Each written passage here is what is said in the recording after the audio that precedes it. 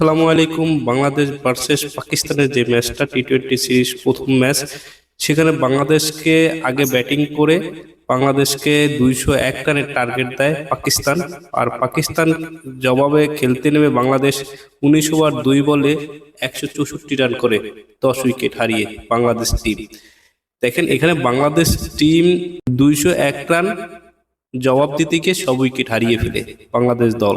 বাংলাদেশের ওপেনিং জুটিতে তানজিন হাসান তামিম উনি করেন 17 বলে 31 রান, আর আমাদের ইমন হোসেন করেন 5 বলে 4 রান, আর আমাদের লিটন দাস 30 বলে করে 48 রান, আর আমাদের তহিদ হৃদয় হারিডার ব্যাটসম্যান 22 বলে করে 17 রান, আর আমাদের জাকির আলী বাংলাদেশের সবচেয়ে সেরা এখন যে টপে আছেন, সে 20 বলে করে 36 রান। ইশাদ হোসেন করেন 5 বলে 4 রান।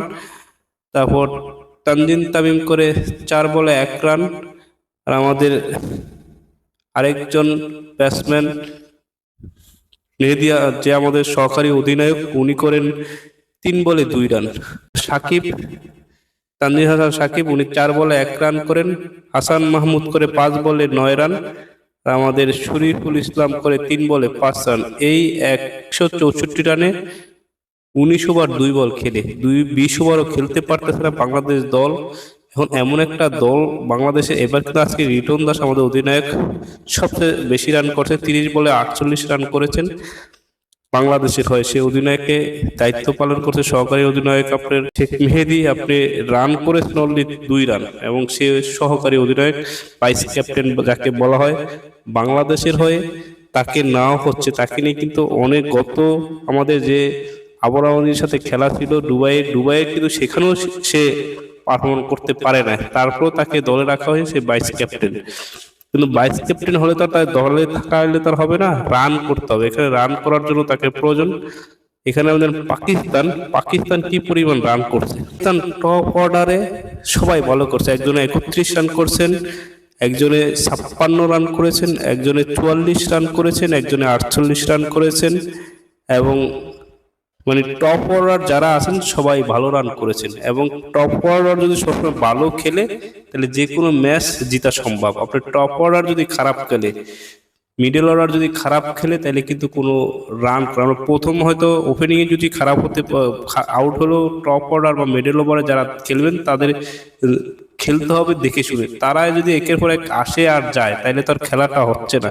কারণ বাংলাদেশ টিম যেভাবে খেলতেছে, এখনো একটা ম্যাচ মাত্র শেষ হলো, এবং তাদের খেলা দেখে আপনি 164 রানে অল আউট, যেখানে 201 রানের টার্গেট দেয়, তারা 7 উইকেট হারায় অলরেডি 20 ওভার। বাংলাদেশ 20 ওভারও খেলতে পারতেছে না, 19 ওভার 2 বল খেলে 10 উইকেট হারিয়ে ফেলে 164 রান নিতে। এটা হচ্ছে বাংলাদেশ ভার্সেস যে পাকিস্তানের ম্যাচটা হচ্ছে, এটা আপনার সবচেয়ে দারুণ খেলেছেন জাকির আলী, বেস্ট অফ বাংলাদেশের ক্রিকেটে, এবং উইকেট কিপার, এবং উনি উইকেট কিপার, সে দারুণ খেলেছেন। তার এই খেলাটা সবচেয়ে দারুণ হয়েছে। 20 বলে 36 রান করেছে জাকির আলী, এবং দারুণ 6 মারছে। তার যে বলের, সে 3টা 6 মারছে একটা, আর ওনার স্ট্রাইক রেট হচ্ছে 180 স্ট্রাইকে সে ব্যাট করছে, 180 স্ট্রাইকে ব্যাট করছে, কিন্তু দারুণ খেলছে। 20 বলে 36 রান করছেন। আর আমাদের লিটন দাস আজকে করছে 30 বলে 48 রান, সে 160 স্ট্রাইক করে ব্যাট করেছেন।